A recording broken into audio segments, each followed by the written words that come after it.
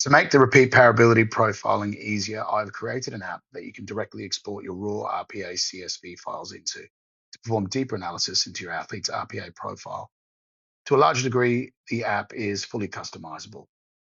You can drag and drop multiple force plate force time data files into the app and analyze. Please leave the I consent to de-identified aggregate metrics box ticked and use the drop-down menu to choose the sex of the athlete and the sport. This is essential so we can establish normative data sets to share and grow further knowledge in this area across the world. Of course, you have the option to deselect if you so wish. Simply click Analyze, and within seconds, the repeat powerability profile is there.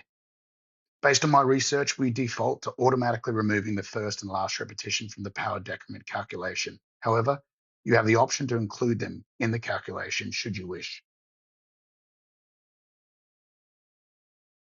The power decrement score is shown, along with maximal mean and peak power metrics, and also average power output metrics across the test or set. This app is not limited to the RPA 20 jumps, but can be used with any repetition scheme. If you wanted to analyze each set of a 4x12 high volume power training protocol, you can do so with this app. Power deflection points are automatically calculated statistically. There is a default of 4 repetitions to establish a baseline. The number of baseline reps you want to utilize are completely customizable, so you can reduce or increase this. You can also customize whether you want to include or remove the first and last repetitions from the power deflection point analysis.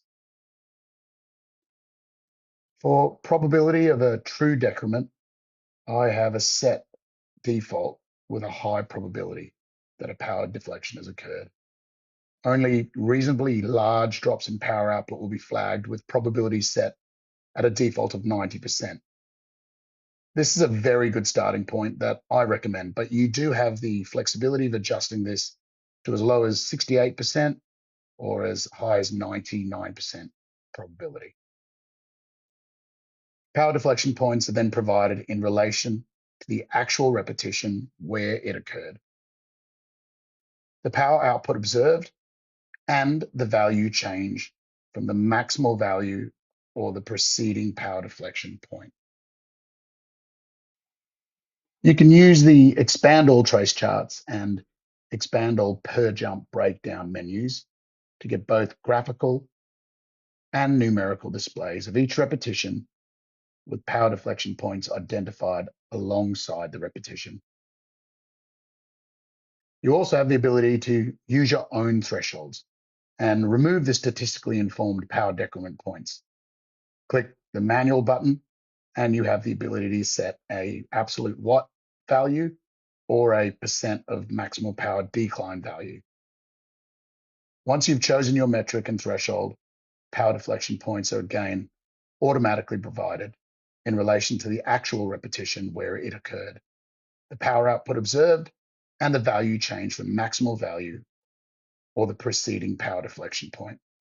You can download this analysis for your records by clicking the Download CSV button.